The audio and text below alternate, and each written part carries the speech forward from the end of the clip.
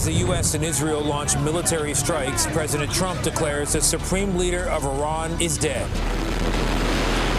This terrorist regime can never have a nuclear weapon. If the uranium hexafluoride comes in contact with oxygen, it forms poisonous gases. This would not only be one of the riskiest special operations missions in American history, but very possibly the largest. Is this the end game?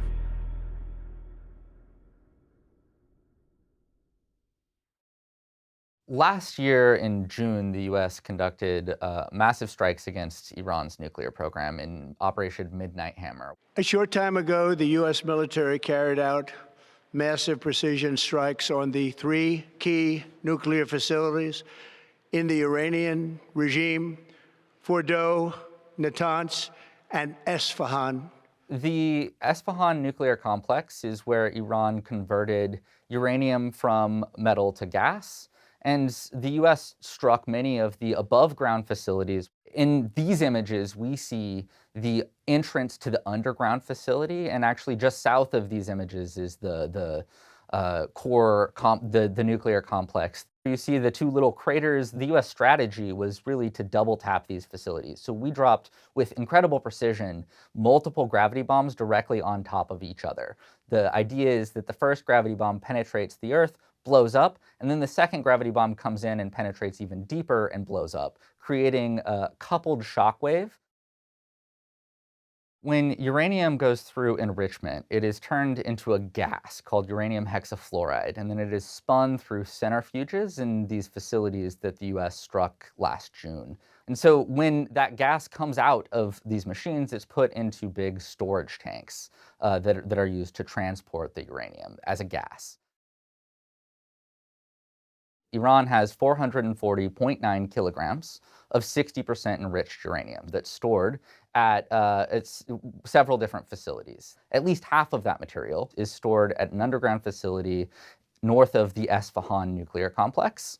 The remaining 220 or so kilograms of uranium could be stored at the other sites that the U.S. struck, or hidden more clandestinely at unknown locations. The most basic consideration is the most important one, which is look how deep inside Iran these key nuclear sites are. They are in the interior of the country. They're about 1,000 miles from the Arabian Sea. That's a pretty significant movement if you're launching some sort of operation from aboard ships. They're somewhat closer, more like 300 miles to Kuwait and eastern Iraq. One way or the other, though, those are long distances. The last time an extremely large-scale special operations raid was launched in Iran, which was, of course, Operation Eagle Claw, the effort to free the hostages back in 1980, which ended in catastrophe. To my deep regret, 8 of the crewmen of the 2 aircraft which collided were killed. I think the United States has sort of 3 options to choose from when it comes to eliminating or dealing with Iran's uranium stockpile. We could try to bomb and collapse all of the tunnel entrances and underground facilities. That option would be very challenging because these are very secure, deeply buried, hardened targets. We go on the ground, break open the tunnel facilities, and send in people to strap explosives to all of the uranium and blow up the underground facility from inside. If the uranium hexafluoride comes in contact with oxygen, it forms poisonous gases. The chemical and radiological contamination at the site would stay limited to the underground facility. It likely wouldn't form a cloud that would flow hundreds of miles away. The facility itself would be contaminated and very difficult to enter. Anyone entering would need chemical protective suits. The United States sends troops in and tries to grab the uranium and transport it out of these facilities, and then under international inspection, verify that the United States and Israel or whoever was involved in the operation have seized all of Iran's uranium. This option would give us the greatest confidence that we have dealt with Iran's nuclear stockpile, and the international community would be able to witness that the material has been seized.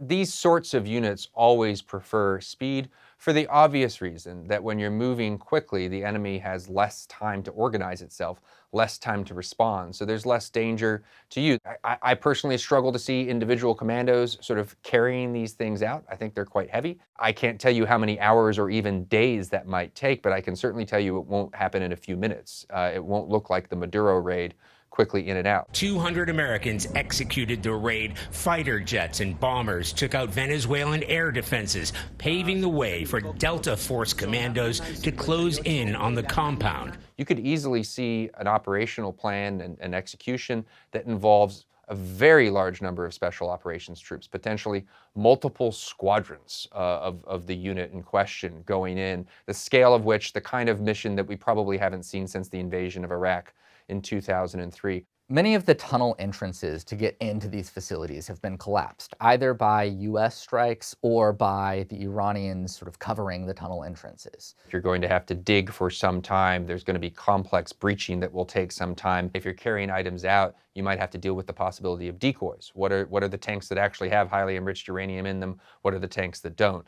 That iteration of the operation probably takes a fair amount of time and probably involves very large numbers of people. The longer you are on the ground, the more likely it is that the Iranians will mount not only resistance on the site as you first go in, which of course you can anticipate. A good illustration of this is the Battle of Mogadishu in 1993. 12 Americans are dead, 6 more still missing. The Delta Force, the unit that would most likely be involved in this operation in Iran, went in to arrest a Somali warlord and his associates, went in, conducted the arrest, secured the objective with relative ease in the scheme of things, only to run into extremely serious opposition.